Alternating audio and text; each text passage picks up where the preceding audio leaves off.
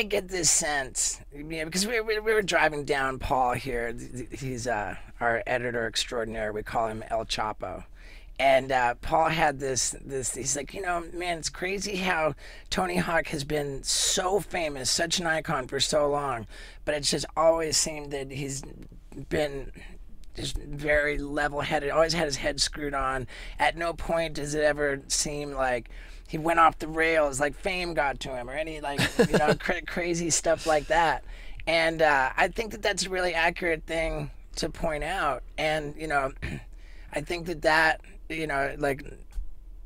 I think it's safe to say that your relationship with your mom and with your dad is, and then beyond that with Stacy Peralta, that those are the three main, is that safe to say? For sure. They're definitely major figures that had a lot of influence on me in my life. I think I definitely had my moments of dabbling in fame where it's like, oh my God, you gotta give us an example. Going, like, oh, look, you got invited to this event. You got invited to this. I'm like the yeah, I should. That was a different level. That was actually accidental. But I'm talking about I'm more in the sort of mid 2000 range. Okay. When things were, our video game was hitting and there were just all these opportunities, and I thought oh, this is the life I'm supposed to lead. I'm supposed to be this sort of celebrity, and then I started going and I realized it was pretty empty. And I think that was probably my saving grace, was that I did get a taste of that, and I was like, what am I doing here? But I always had that sense of not belonging because what is wrong with this TV? I don't know, dude. I'm over it. We'll leave it.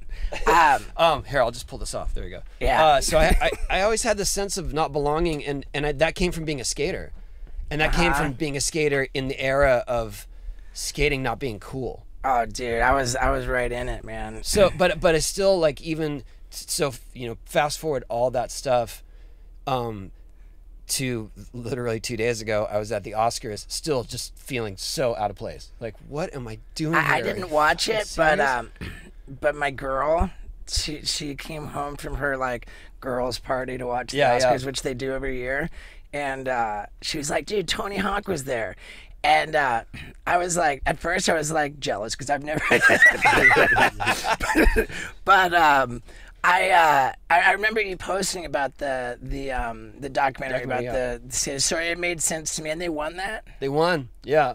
They won the documentary category. They won the short documentary category, yeah. Oh, that's great. So it's called Learning to Skateboard in a War Zone If You're a Girl, and it's about the Skateistan project in Afghanistan.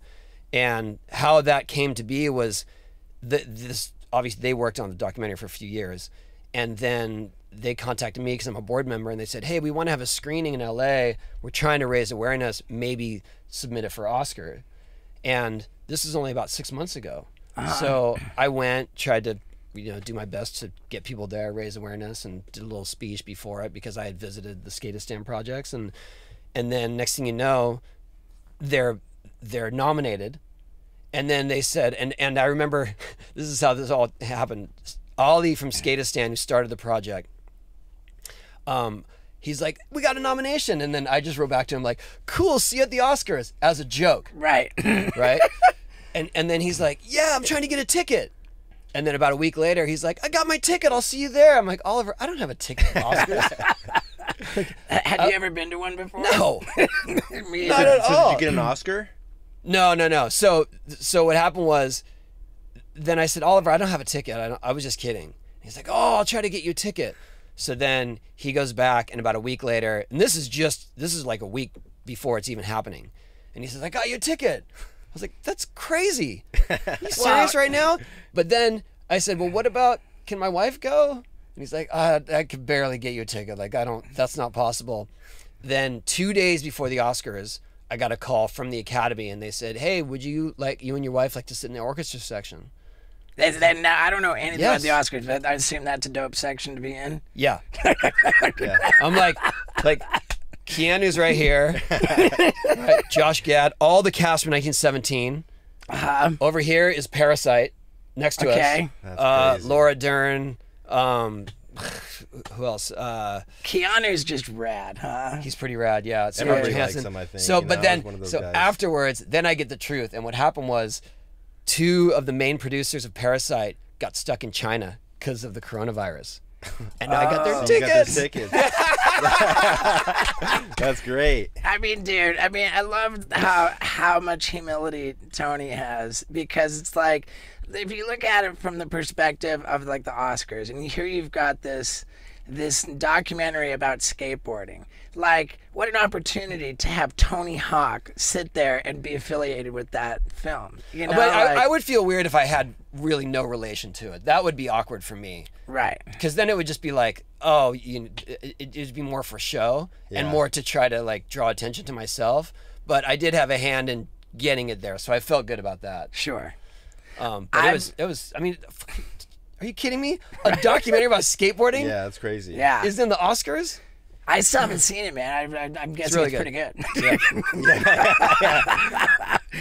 I love Tony Hawk, and he's raising money to build skate parks by selling a limited number of these hand-signed legendary photos, and there's a link in the bio to get one.